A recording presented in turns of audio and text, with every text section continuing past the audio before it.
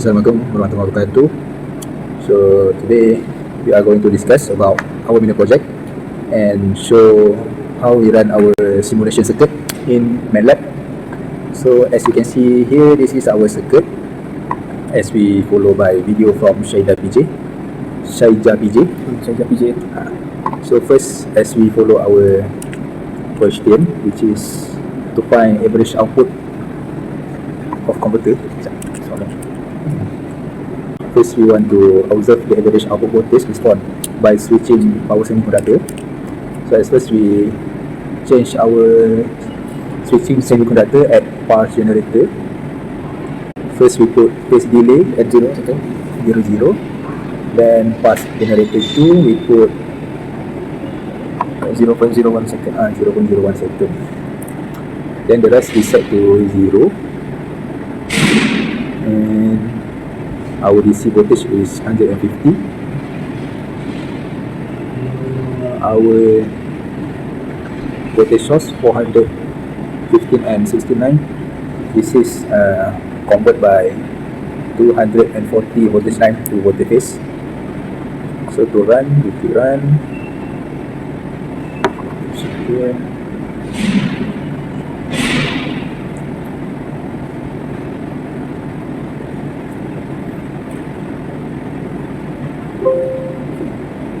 So we click to oscilloscope.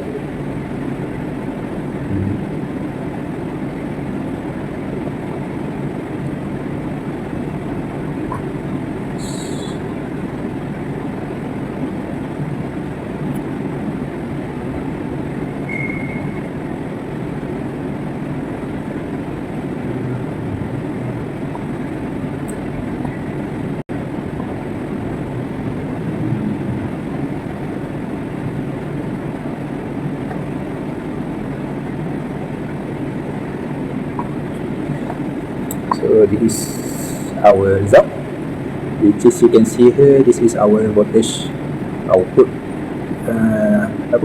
waveform.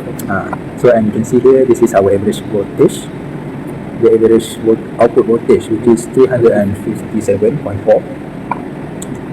Then we are switching to as you can see here, we already select our result, which is as we showed before. That was phase delay 0.0 second for pass generator 1, and pass generator 2 is 0.01 second, which is we get the output voltage 357.4 voltage group, and our waveform are like this. Then we change to our phase delay to 0.006 second for pass generator 1, and pass generator 2 0.16 second, 60 second. And the average output we get 268.6 volt. And the last one we make delay 0.0075 second for pass generator 1, generator 2 0.0175 second, and the output voltage we get 156.1 volt. So in this question and this result, we observe that the average output voltage is decreasing as the phase delay increase. For example, at the first result we get at 0.0 second at pass generator 1 and 0.01 second at pass generator 2, the average output voltage is equal to 357.4 volt. And then at 0.06 second at pass generator 1 and 0.016 second pass generator 2, the average output voltage decreased to 268.6 volt. And the last one is when the phase delay at pass generator 1, we increase it at 0.0075 second, and pass generator 2 at 0.0175 second, the average output voltage decreased at 156.1 volt.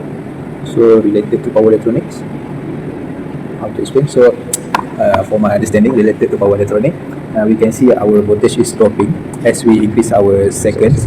So the second is mean our firing angle, which is for example, the first we put 0, which means our firing angle is starting from 0, and then the second input we put 0.06 second, which is the firing angle is starting at 30 degrees, which is mean on this second result, the voltage input will start at firing angle that we put our time second delay lah. That's how related to power electronics. And then move to question number 2. Question number 2, we need to observe the motor speed response by switching power semiconductor and motor torque. So in MATLAB, we still put, at first we put delay second at 00 at +1 and second at 0.01 second, and then at this constant we change to 15. 1. We put 1 first and then apply,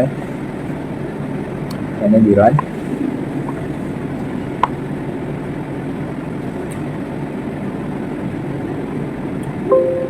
So our output is from this display, which is total speed 2660 rpm, and then we change back to our variety value as you can see here. So our phase delay first, as we showed before, 00 for pass generator 1 is 00, pass generator 2 0.01, and our motor torque we put 0, and our motor speed we get 2371, and then we switch our input as this one, and the motor speed we observe it decreasing to 1879, and the last one as we increasing our phase delay and motor torque, still our motor speed decreasing to 536 rpm. 936 rpm. So in this question we observe that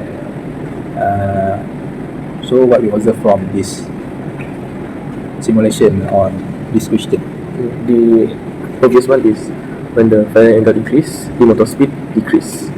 And if we can relate it to our power electronics, the higher average DC voltage result in a high speed, while the lower average DC voltage decreases the voltage. This control allows for a speed regulation of the DC motor by adjusting the firing alpha of the rectifier. As for the motor torque, it is directly proportional to the armature current. As VDC changes due to rotating alpha, the armature current changes accordingly, assuming the constant load. If the load torque changes, the speed torque balance shifts and the motor adjusts its speed to accommodate the new torque requirements. The rectifier's output voltage, controlled by the alpha, then adjusts to maintain the desired speed, thus indirectly affecting the torque response as well. So that's what we observe from result at part B, the motor speed, by switching semiconductor and motor torque. So next we move to part C, which is part C. We need to observe any changes in motor speed, armature current and field current due to the change in motor load and terminal voltage, which is in our simulation MATLAB. We need to set this pass generator at 0 and this motor torque first we put at 0, and then terminal voltage at first we set to 150, and then we run to see our any changes in armature current, field current and motor speed. So as you can see the waveform,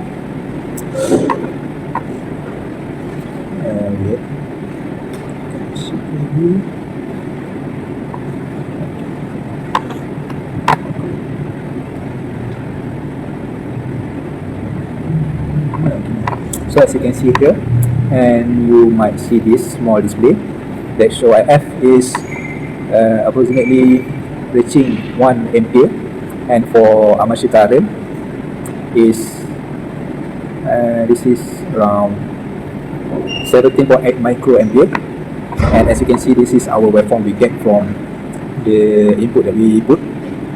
The RPM, as we mentioned before, 2731 RPM. So from starting and to motor torque we get this result, and then we move to the second variety, which is we put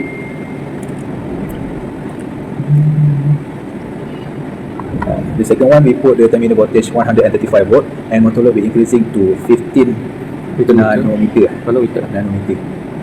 So meter. Newton. Okay, so increasing to 15. Apply. and then 135, and then we run.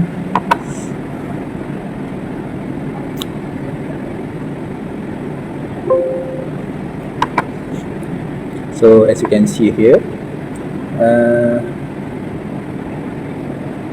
the waveform kinda similar as before. The difference is at our value.